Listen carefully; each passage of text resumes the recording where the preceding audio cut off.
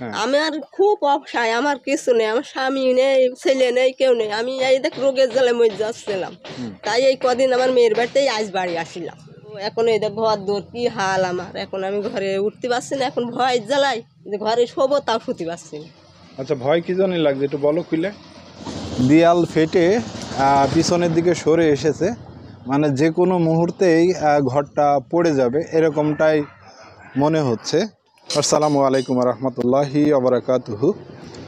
আজকে আমরা যে বাড়িটাতে আসছি এই বাড়িটার প্রথমে আমি স্পেসটা যদি একটু দেখাই দিই, তারপরে হচ্ছে কথা বলবো। এটা হচ্ছে সম্পূর্ণ একটা মাটির ঘর। তো পিছন সাইডটা যদি আমি একটু দেখাই, এই হচ্ছে ঘরটার অবস্থা। এই যে দেয়াল ফেটে পিছনের দিকে সরে এসেছে, মানে যে কোনো মুহূর্তেই ঘরটা পড়ে যাবে এরকমটাই মনে হচ্ছে। এই যে এই সাইডে যেমন,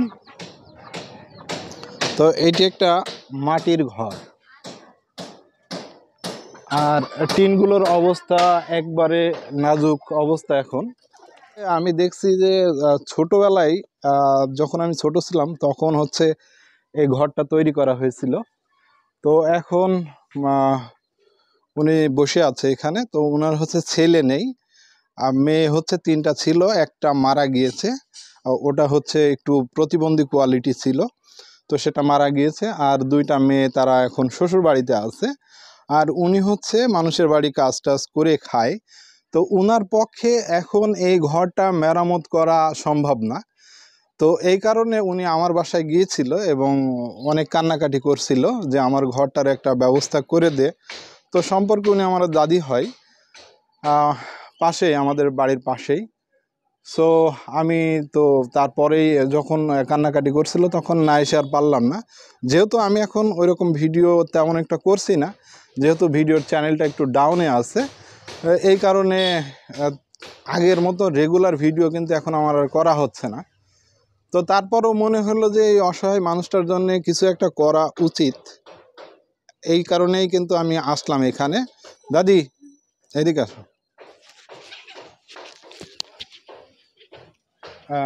তুমি গিলে আমার বাড়িতে? হ্যাঁ, তো হ্যাঁ, তো হ্যাঁ, কি? আমার ভাইয়ের বাড়ি গেলাম। হ্যাঁ। আমি আর খুব অসহায়, আমার কিছু নেই, আমার স্বামী নেই, ছেলে নেই, কেউ নেই। আমি এই দেখ রোগের জ্বালে মরে যাচ্ছিলাম, তাই এই কদিন আমার মেয়ের বাড়িতেই আজ বাড়ি আসিলাম। আচ্ছা আচ্ছা। এসে তাই আমি হইলো এখন এই দেখ ঘর দৌড় কি হাল আমার, এখন আমি ঘরে উঠতে পারছি না, এখন ভয় জ্বালাই যে ঘরে শোবো তাও শুতে পারছি না। আচ্ছা, ভয় কি জন্য লাগছে একটু বলো খুলে। ওই ঘর ভেঙে যাচ্ছে, পড়ে যাচ্ছে, দেয়াল চাপা পড়বো কি না, ও এই জন্যে এই ভাই। আচ্ছা আচ্ছা, হ্যাঁ বুঝতে পারছি। হ্যাঁ, তো উনি আমার কিন্তু সেই, খুবই অসহায়, আমি আমার মতন অসহায় কেউ নেই দুনিয়ায়। আচ্ছা আচ্ছা, হ্যাঁ উনি আসলে অসহায়, এবং আমরা ছোটবেলা থেকেই দেখছি ওনার স্বামী হচ্ছে অনেক আগেই মারা গিয়েছে। তারপরে হচ্ছে 2টা মেয়ে একটু কষ্ট মষ্ট করে বিয়ে দেয়, আর একটা মেয়ে তো সে মরে গিয়েছে। প্রতিবন্ধী ছিল, সেটা তো মারাই গিয়েছে। তো এই হচ্ছে তার ঘরের পরিস্থিতি। দেখেন টিনগুলো উপরে জরাজীর্ণ অবস্থায় আছে, পড়ে গিয়েছে, ভেঙে গিয়েছে, ফেটে গিয়েছে, এইরকম একটা অবস্থা, পানি ঢোকে। আর হচ্ছে এই যে আমি যদি একটু ঘরের, এটাকে বলে হচ্ছে বারান্দা, বারান্দা যদি আমি একটু দেখাই তাহলে জরাজীর্ণ অবস্থা কিন্তু। আর এটা হচ্ছে একটা ছাগলের ঘর, আর পাশে এইটা হচ্ছে খড়ি টড়ি রাখা আছে। তো আসলে খুবই সমস্যা। তো আমি আমার এই ভিডিও থেকে আজকে স্পেশালি আমার যে ডোনারগুলো আছে আমি তাদের কাছে রিকোয়েস্ট করব যে সবাই মিলে যদি আমরা এই অসহায় মানুষটার ঘরটা করে দিতে পারি তাহলে কিন্তু আমার কাছে খুব ভালো লাগবে। যেহেতু আমি আগেই বলছি যে নিয়মিত ভিডিও করছি না, কারণ আগের মতন ভিউজ নেই, এই কারণে। কিন্তু আমার যে সমস্ত একদম কাছের ডোনারগুলো আছে আমি তাদের কাছে রিকোয়েস্ট করব, এবং তারা যতটুকু সম্ভব সবাই মিলে এই অসহায় মানুষটার ঘরটা করে দিতে হবে।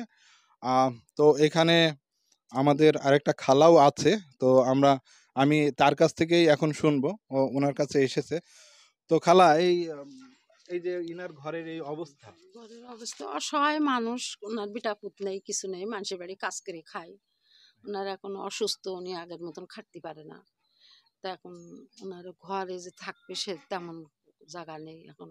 তো ওনার কোন জায়গায় থাকার জায়গাটাই তো নেই। এই জন্যই আবার আমি শুনে আসলাম দেখতে।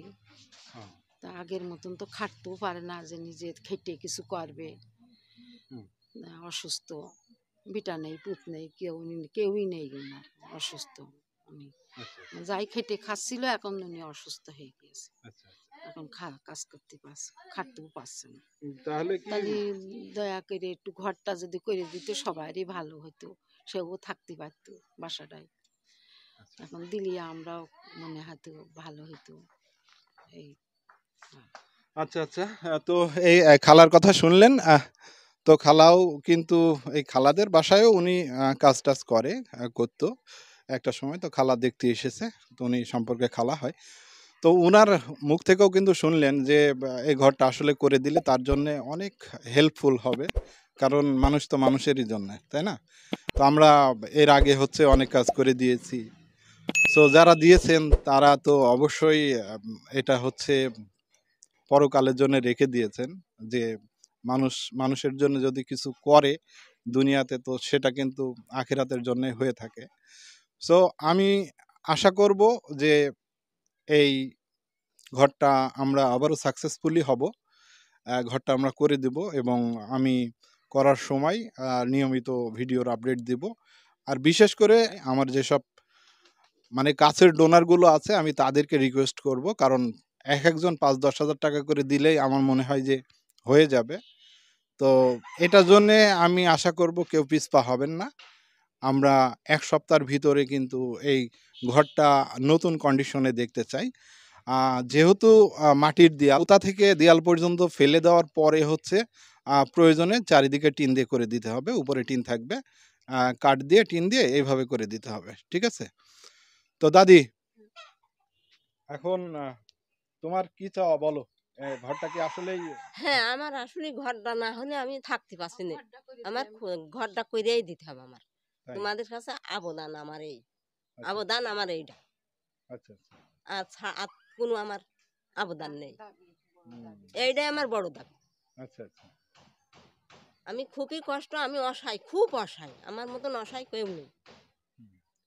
তোমরা তো সবাই দেখছো আমার অসহায় কি আমি সহায়। হ্যাঁ।